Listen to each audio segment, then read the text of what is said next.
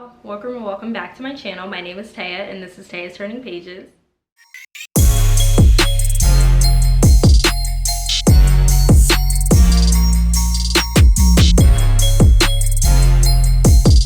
So by the title of today's video, you can tell that this is going to be a roundup of all of the classics I would like to read in my lifetime. Now, this list can and will change, but right now, this is like the primary / priority list I have of classics that I really hope to get to sometime in the near future or in the coming months. But like I said, this is subject to change. There are quite a few books here. I don't think I'm going to go through the synopsis of each of these. I am going to make little comments about, you know, specific ones that really spark my interest, like as a high priority. But because these are classics and so well known, I just don't think it's going to be in my best interest to go through the synopses. So we're just gonna get through them and I'm gonna let you know again my thoughts on a few of them. So yeah, let's get started. So the first book that I would like to read and honestly make a high priority on this list is The Great Gatsby by F. Scott Fitzgerald. Honestly, y'all, I know I have not read this book yet. For some reason, I feel like every single American kid has read this book in their high school English class, and I am the only one that has not, it feels like. For some reason, all of the classes that I was in, we just never got assigned this book. But I do want to read this because I feel like this is one of those classics that everyone probably should read because it is so well known and so well beloved by a lot of people in and out of the classics community. I know people love the movie adaptation with Leo, of course, but I don't plan on watching that until I read the actual book. And the only thing I know about this is that it's about rich people in the 1920s and there's like parties involved and like despair at the end. That's all I know, to be honest. But my boyfriend actually really likes The Great Gatsby, so I'm gonna give it a try and see if I become a fan of it as well. I don't know when I'm going to get to it. I hope I can get to it honestly in January. I should read it in December because it has a whole like New Year's Eve type of like party, like celebration vibe. I don't know, that's what I get from it. But I really want to read Pride and Prejudice soon, so yeah. Either way, I do plan on reading this book in the near future and I hope I become a fan of it. Next book that I have here is Anna Karenina by Leo Tolstoy, and this book honestly gets so much praise in the classics community. I know a lot of people really enjoyed this book, and there is a Tolstoy versus Dickens debate that takes place here on YouTube between Caroline and Emmy, and I will leave one of their videos down below so that way you can see what I'm referencing.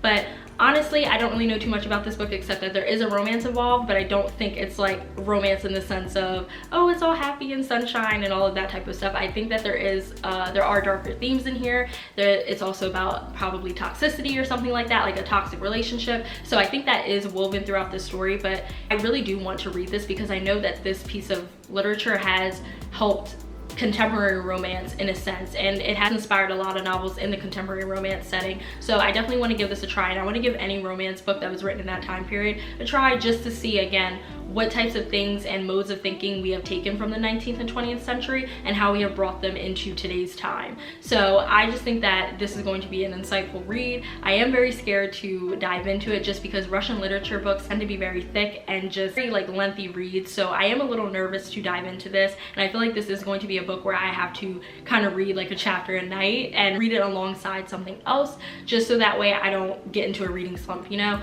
But I really hope I do enjoy it, and I hope I can join in on the Leo Tolstoy versus Charles Dickens debate when I do read this book. I don't have any Dickens in this list, but I do want to read some of his works one day soon. I heard he's not the writer for everybody, so we'll see. But yeah, definitely want to pick up Anna Karenina soon. Next book that I have here is Rebecca by Daphne du Maurier, and I know a lot of people really praise this book. This is another romantic suspense novel, and I feel like a lot of people put this in like their favorite classics of all time videos and like roundups and all of that type of stuff. So this book does get a lot of hype and a lot of love from the community, so I can't wait to dive into this one. And I did pick this edition up from the thrift store, so that's why it looks kind of beat up right now, but I do like it. I like the brown vibe and the blue and the yellow going on here. But yeah, don't really know too much else about this except that it's another romance book, so how can I not read it?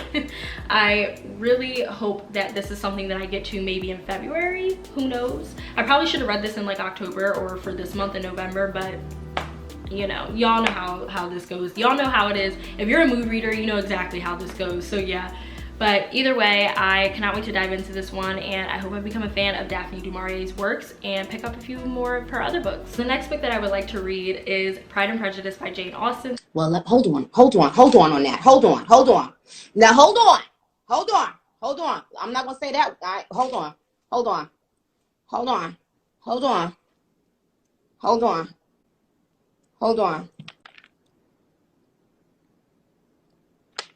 because anyway, this is no, hold on. I know, another embarrassment.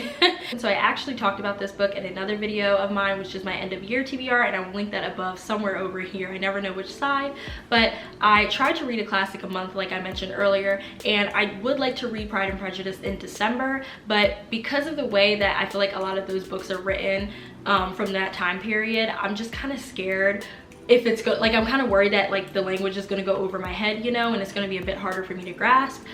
So we'll see if I can get to it and if I can get through it without like any additional resources, because I feel like I might have to like spark note some of it. But I hope I don't have to do that. But I really want to read this book because everyone talks about it. It always makes like everyone's favorite classics of the year or classics of all time lists and videos. It is, I also think, on Penguin's like 100 best classics you should read in your lifetime. So and I think it's like in the #1 spot or like in one of the earlier spots. So I know I need to get on this and read it, and I would like to read more of Jane Austen's work. I actually have a few of her books here, as well as on this shelf down below. I have quite a few of her books, so I really need to get on the ball and read them. And I just really hope I enjoy this one. I want to understand the references too. I know a lot of people always talk about the movie, again, adaptations, but also just certain scenes and chapters out of the book people always reference, and I'm just kind of like, what y'all talk about? Okay. Whatever that means. So yeah, I don't know if I'm going to get to this before the end of the year, but I definitely plan on getting to it at some point in my life. Next book that I would like to read is Dracula by Bram Stoker. So I actually was supposed to read this for October. I kept saying I'm gonna read it, and then I just never did. It never happened. Honestly, that book is a little thick. It's about like 500 something pages, which I've read 500 like page books, you know, before, but I don't know, something about like a classic being that long is just, oof, it's a lot. But I do want to read it at some point. I just feel like I'm going to be very interested in the story, which is very odd because I'm not the biggest fan of vampires, but for some reason Count Dracula has always fascinated me the most out of all of the like OG monsters. I don't know why, but something about him, it's just, I don't know, it's very interesting. So I definitely want to pick that up at some point, and I really like how the story is written and told. I think it's told in letters, so, or like journal entries, and I just think that's really fascinating. So I would love to read it at some point, and I'm probably going to read it sometime next year, honestly. I don't think I'm going to wait until next Halloween to read it because I need to get on that. I need to get on it. This edition that I have of Dracula is just so beautiful that I need to read it. Like, it's one of the vintage classics, and I just love how it looks. Like, you see that blood splatter on the cover? Oh, the red spine, beautiful, absolutely beautiful, stunning. So yeah, definitely need to pick this up and read this at some point. This is also very embarrassing that I have not read Dracula. Next book I have here is Seize the Day by Sal Bellow, and honestly I found this book when I was randomly like shopping on eBay looking for classics, and this popped up,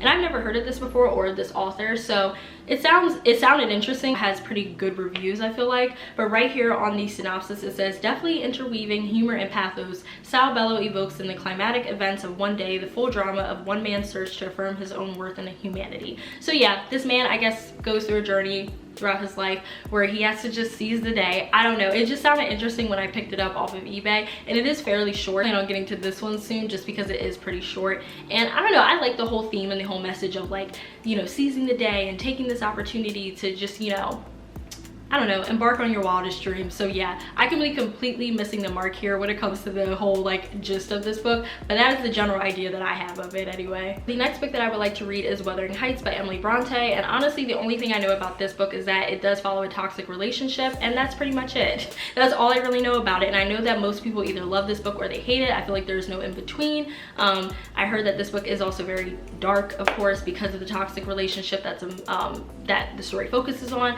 So I don't know, it sounds like mess, and I'm here for it. I definitely need to pick up a new copy or just a better edition, because the one I got from Thrift Books sucks. I hate it. So I'm probably going to donate that one to my local Goodwill and then look for another one either in thrift stores or just order one off of you know, half price books or something like that. I don't know, but I definitely want to give it a try, and I want to see like how, again, themes from that romance book transcended into today's time period, because we do have a lot of messy toxic relationship type of books out in the world right now, which I'm here for. So I want to see, you know, what elements these authors from today's time period have taken from Emily Bronte and any of these other authors from this time period when it comes to those romance books. The next book that I have here is Picnic at Hanging Rock by Joan Lindsay, and honestly this was another book that I was supposed to read in the month of October because it is like a mystery thriller type of situation, but alas, the mood reader in me jumped out yet again. But this story does follow 3 young girls who go to this boarding school, and their boarding school actually goes on this like class trip to this picnic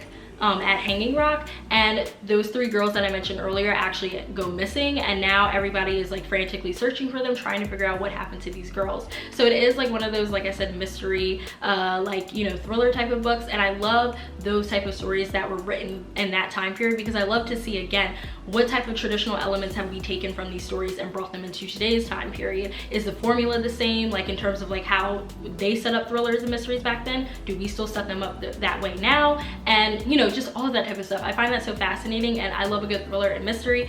So having one that was written back in that day and time period is just like chef's kiss. I cannot wait to read this one, and this is fairly short too, so there was really no reason for me not to pick this up in October, but I'm definitely going to try my hardest to get to it as soon as possible. So the next 3 books I'm actually just going to lump all together because they are written by the same author, and they are Beloved, Sula, and the Bluest Eye, all written by Toni Morrison. And I have not read any Toni Morrison before, and that is honestly a crime. I need to read something by her soon.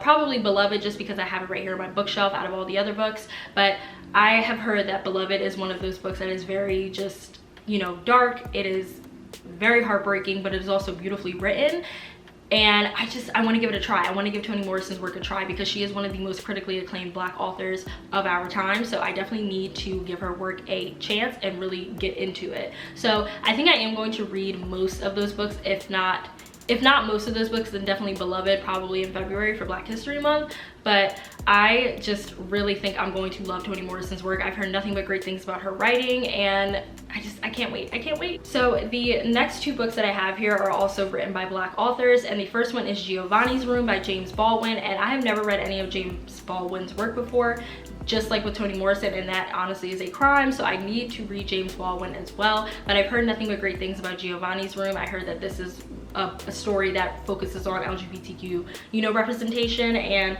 it follows, I think, 2 gay men in this time period that James Baldwin written this in, or maybe even before then. So yeah, either way, I just think that this sounds like a really insightful read, so I definitely plan on picking this up eventually, and I hope you enjoy this book, and then I'll be introduced of course to more of James Baldwin's other notable works and really go through his catalog and see exactly like his wide array of stories that he told and that he wrote. I think that he is one of the most fascinating men that you know, ever walked this planet, to be honest. I watched a few of his interviews. He was such an eloquent speaker, and the stuff that he was talking about, of course, still just transcends into today's time period. So I know that this book is probably going to hit hard and hit heavy, and I cannot wait for that day I read it. So the next book that I have here is Their Eyes Were Watching God by Zora Neale Hurston, and honestly I don't know too much about this, but right here it says the epic tale of Janie Crawford, whose quest for identity takes her on a journey during which she learns what love is, experiences life's joys and sorrows, and comes home to herself in peace.